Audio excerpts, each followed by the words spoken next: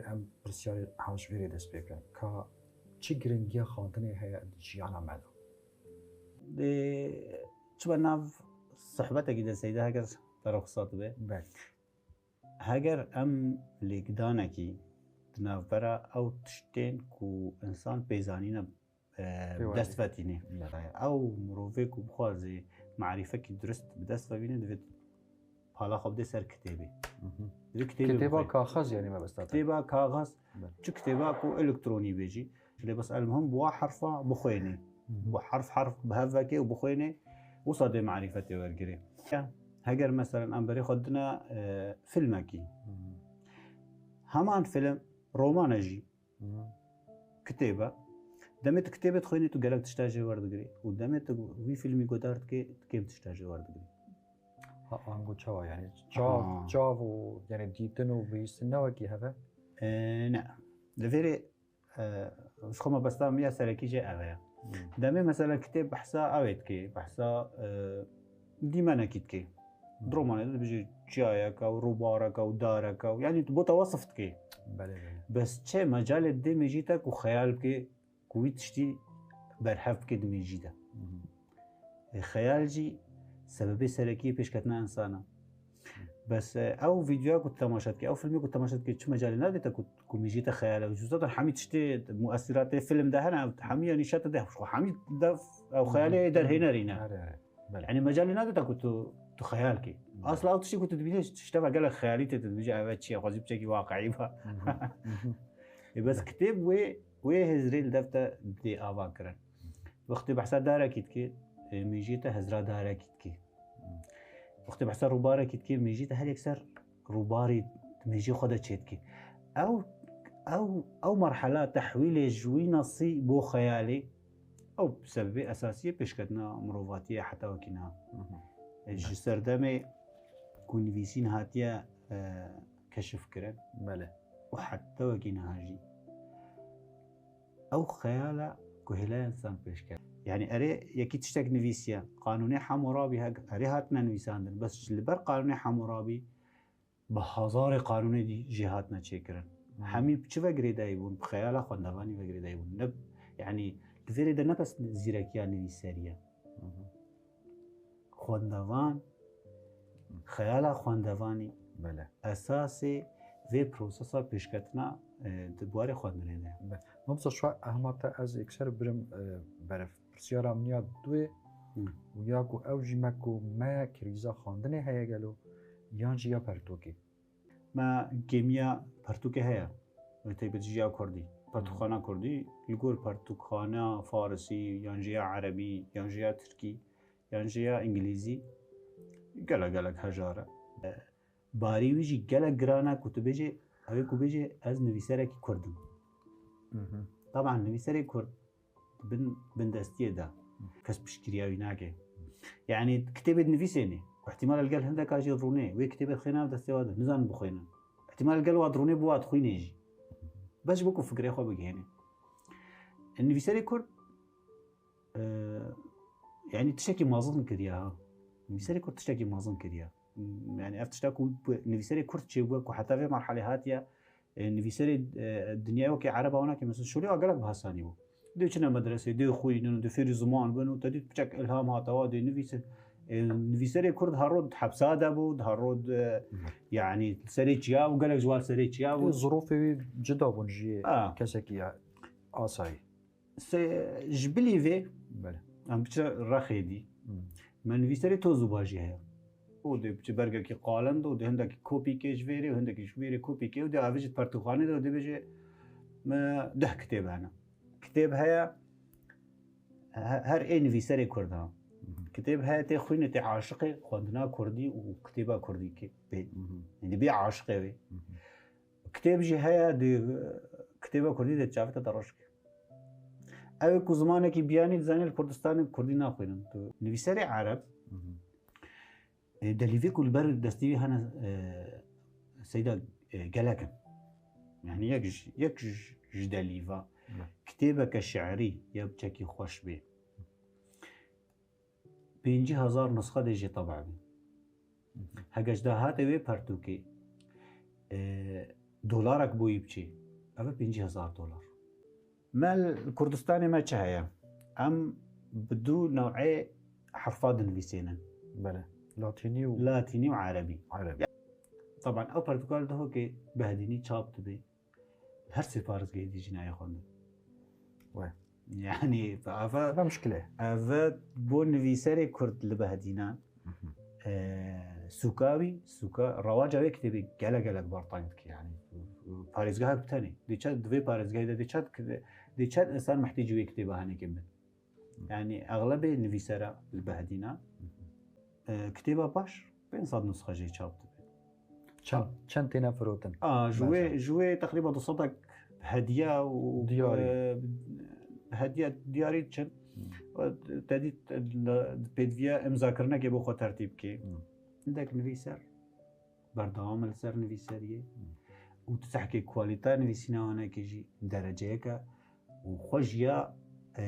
هفدري ما جيراني ما عرب وترك وفارس فيش كثير بله رومي في زحمتك وبوتدست نشاكر بله ما مستطيع بينكو مثلا هاتنا كتابة الكترونية ناف قادا خواندنه دا وكريه كو يعني سيكا برتوكا يا كاغذ بهتا لادان يعني جيلا واسكه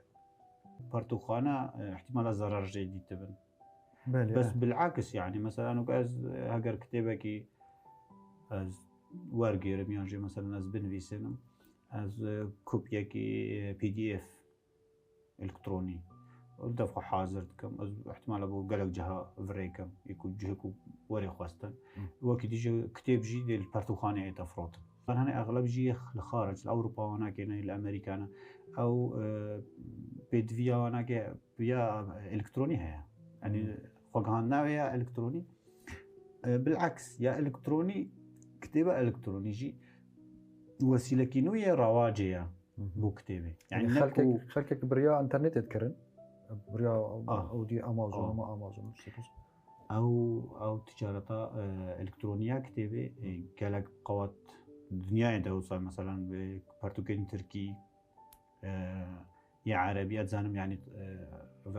قالك يعني دزگهنا مؤسسات هنا في شوليتكن وبرتوخانه هنا في شوليتكن وقازنجكي باجي تنج بركو يا PDF چه مصرفك بينوي يعني مصرفه چاپ کرنه ناگری سرخو بله پرانیا خلک ما وان ولاته جن روجهلاتا ناوین پرانیا و برف پرتوکی طبخي وابراجا وشانس نظام يعني برفا كتابات فاجوري كتابه يعني بوشي افا كتابه الرواج بتره اش كتابين زانستي وين ادبي انسان في سردمي اهتمام يعني بيك هاتيج اهتماماته يعني انا مثلا فوتبول بله طبقانه او طبقانه يعني ميجي ما هميه داغير كريا بله اهتمامات احتمالا وقت خوازم كتابه بخوينم جبركو اس فوتبول حاستكم مدفك او كتابه ميجي بحسب فوتبول يبكي باشاكاش خواندني باشاكاش فير كرني يعني او ناكي بالعكس يعني اوجي خدمتها كتابه دي نتشكي خالاتها بله سيدات تدبينيكو مثلا دريزبنديا كتابتين فروتن الدف والمكتبات يعني البرتوخانه بيجن رومان يا بترتي دفروتن رومان يعني چه نهينيا وهي رومان بوشي رومان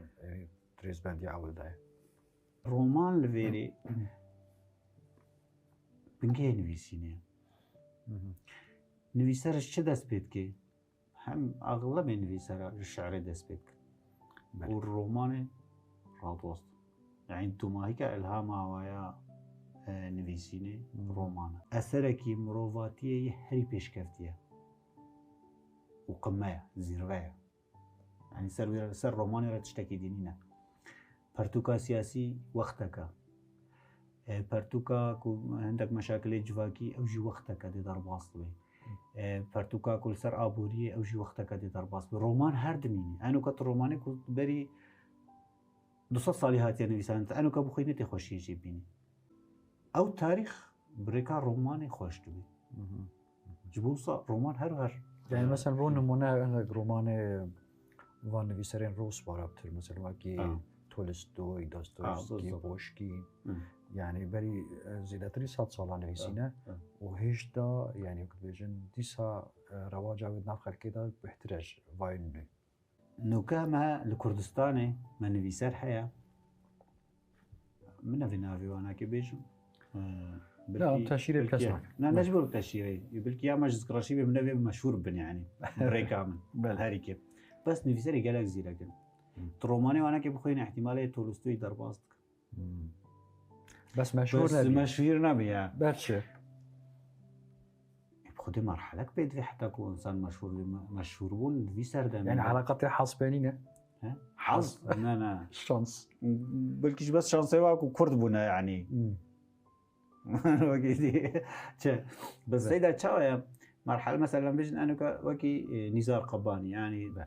شعرك بيسر وبرجي بنفيسيني هر نزاره يعني نافي بس وي. نافي نزار خلاص يعني طابو اوكي نافي وي بري ويتي نافي وي بري كاري ويتي بله بري كتابة ويتي أو خوشياكو أم طبعا أو أساسا يعني طبعا أو كود تسبيكي أو شاكاري جهاني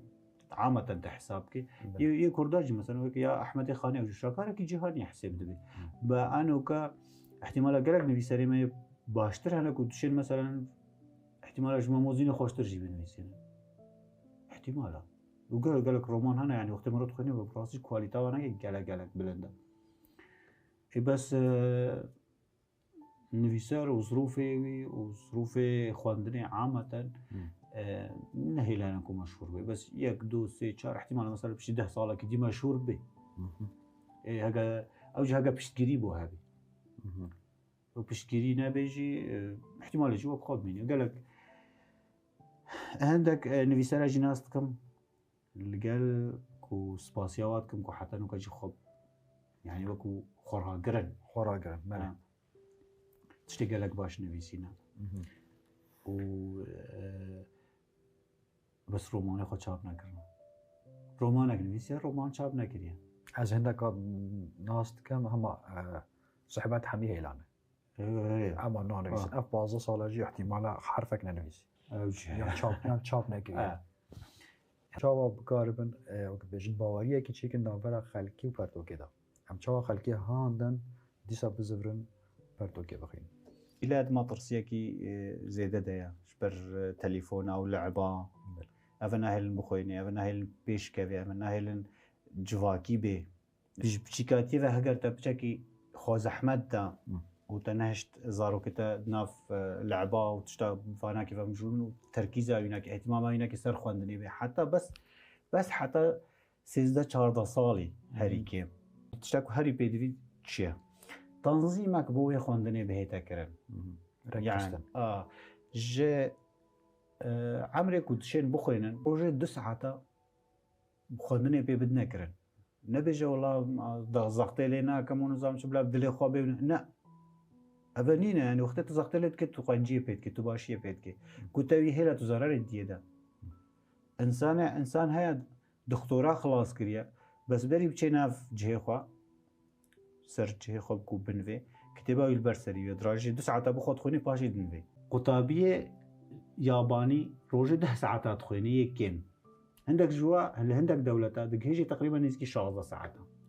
وإنساني وأوصى معنوياته وإنساني وأوصى زيركا وتدبيني شو سيطرة سر أبوريا دنيا هم يكرنوا تشتي هاي وتشتي ناي أفيك الدردورة ما هي حمي بخيرها وشي بويا. ما مستا رشاد بجرماني نبي سر سور سباس كوتو وخلاك يمي باني ما سور سباس يا كم قالك ممنون يا ماس.